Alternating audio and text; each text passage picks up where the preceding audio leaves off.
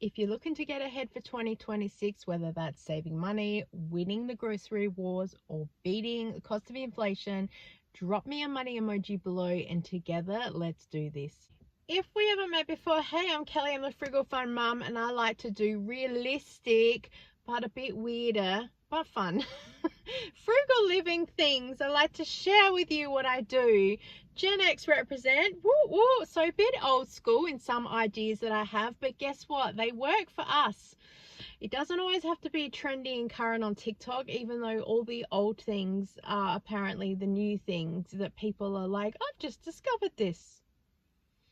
Anyway, they're the things that I like to do, and sure, they might take a little bit more time, but you know, it is what it is.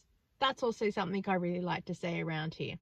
On this channel also, I've done everything. I've done markdown shopping, grocery hauls, decluttering, project pan, talk about it later, and just sharing my life and the crazy frugal fun things that I like to do, hoping to save some money but entertain you along the way. Also, all of my videos are for entertainment purposes only. I am not a financial expert, so this is in no means professional advice for you. But my one advice I do have is to give this video a thumbs up, and please subscribe and hit the bell so you can be notified, because this year I want to take you on a journey with us as a community and we can save together. First idea, have you considered a savings/spending challenge in the form of a low buy or a no buy? I've done these on the channel before. They've been very interesting. I tend to jump into things and then realize, oh, probably should have looked before I leap, but that's who I am. And I frame it in the wording of a low buy rather than a low or no spend, because people freak out thinking they can't spend any money ever. You need to pay your bills. You need to buy food. That's what it is. Whereas framing it around the word buy, as in no buy, low buy, is low buying of consumerism, products, TikTok trends, all those things that are there. The first tip is to think about where maybe you would like to cut down costs. Do you have a very active DoorDash account? I know a friend of mine is going to be giggling at me. There's nothing wrong with using apps and stuff like that, but is it something that you might want to cut down on? Don't know. This is your life, and this is also what we do on this channel. We meet people where they're at and we support them where they're at, and we help them for where they want to go. I hope I don't ever come across as do not do this thing unless I'm really trying to get a point across, but I want to encourage people, to educate them and support them and take them on a journey and help them where I can. I don't ever want to come across as do as I say, because I'm definitely not a do as I do. I've done all the really hard no shopping, budgeting, all the things to really save money and be really tight and frugal, and so I can teach you tips and tricks. Absolutely, let me know. But I'm a little bit more fluid, as they say, with some things that I do. I'm still a very frugal person at heart. I believe frugality should be about being mindful of your money. It's not so much about being no spending any money ever. In the low buy, once you've thought about maybe where you might want to cut down, if it's about shopping or products or things, do an audit.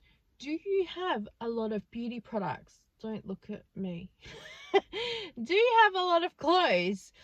Go through and order and see what you do have, and you probably will be very surprised at how much stuff that you have.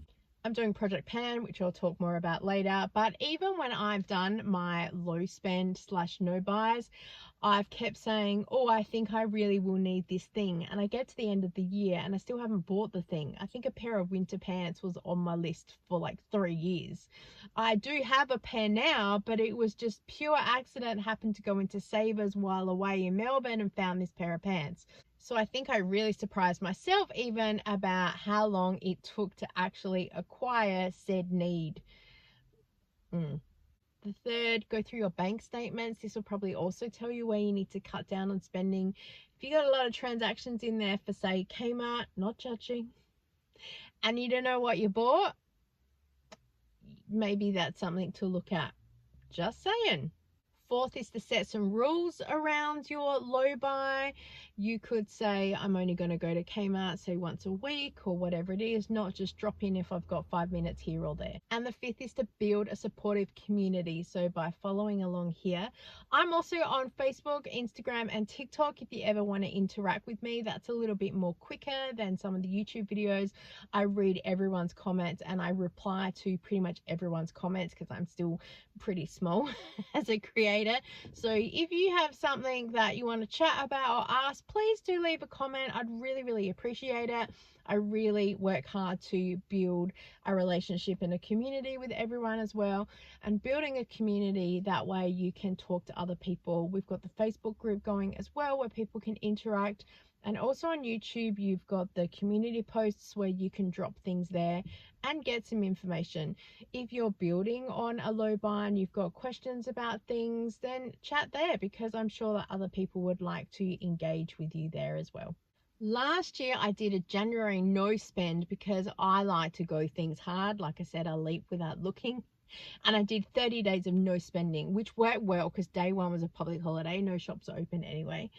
But I'm going to be doing it again this year. So I will be doing short form content on TikTok, which will then get shared to Instagram and Facebook. So you'll be able to join along.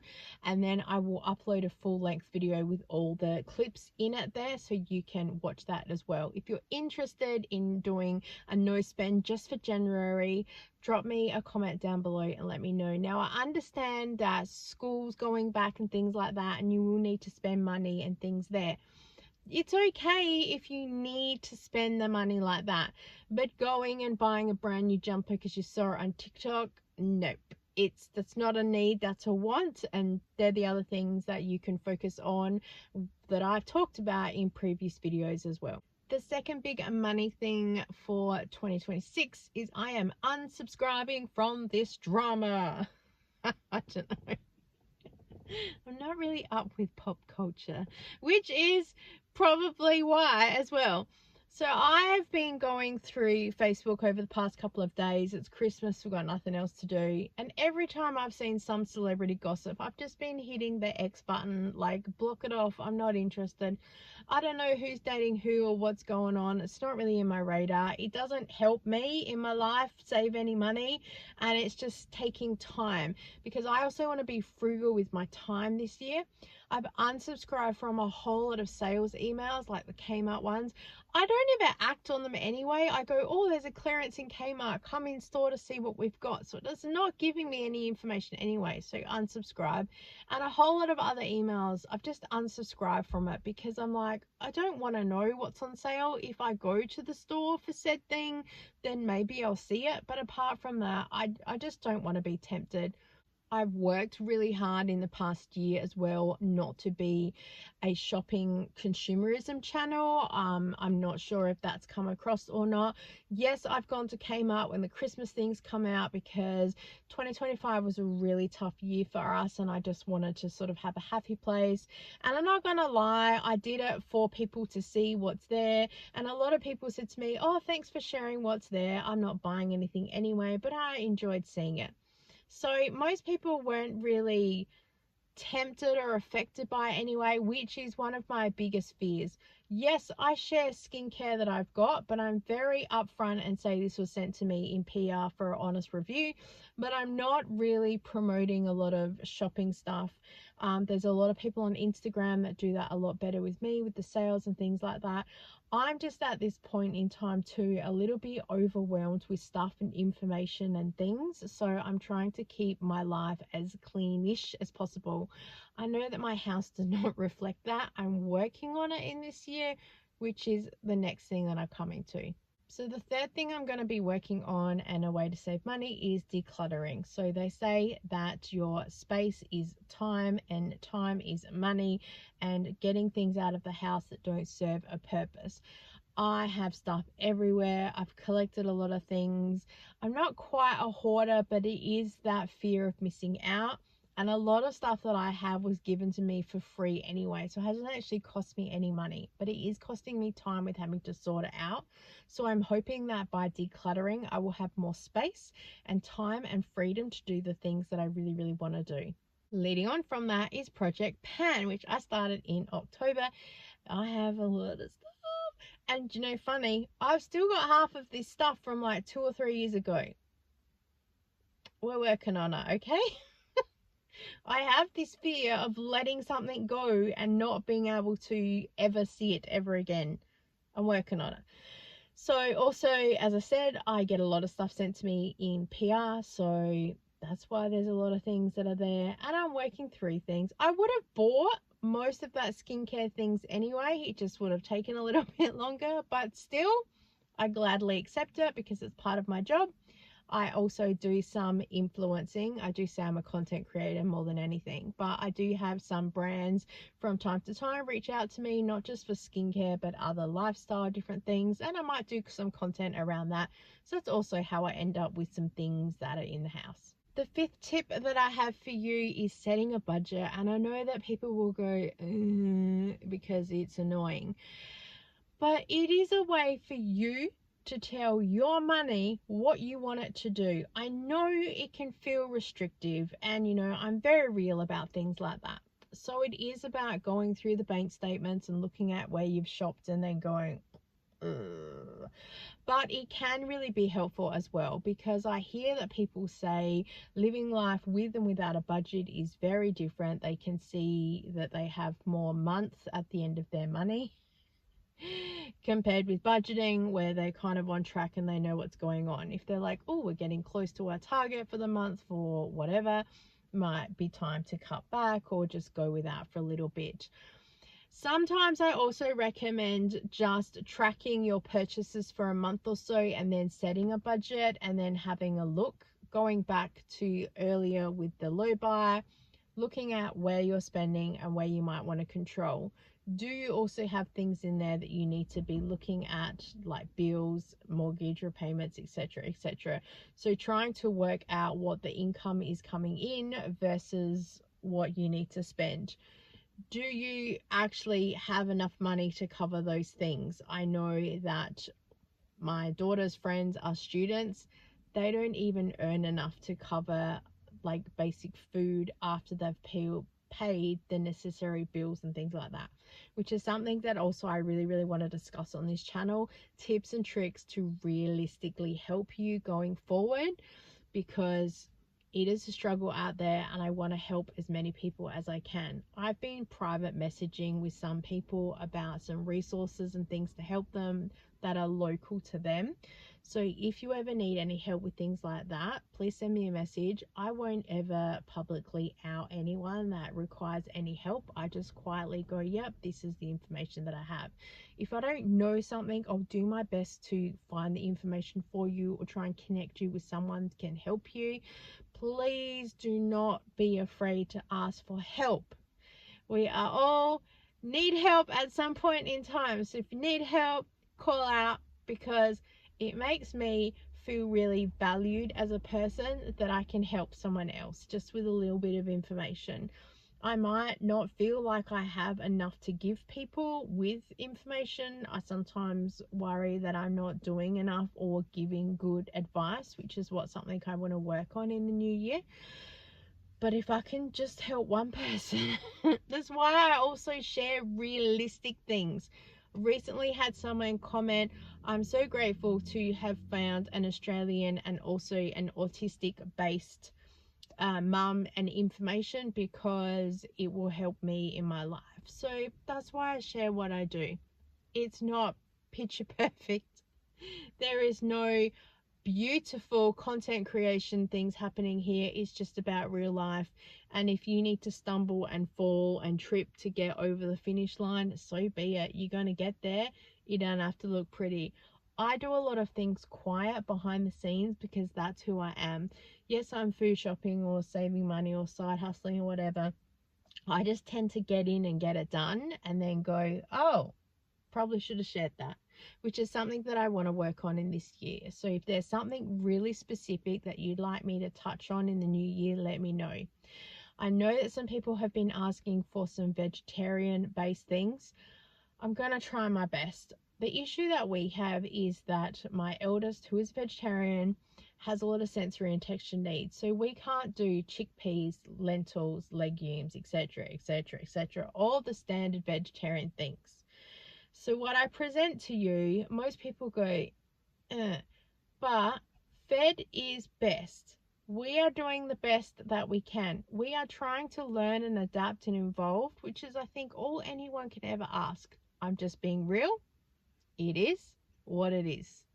Number 6, which is relating to the budgeting, which is something I'm going to be sharing my journey with you this year, is grocery budget.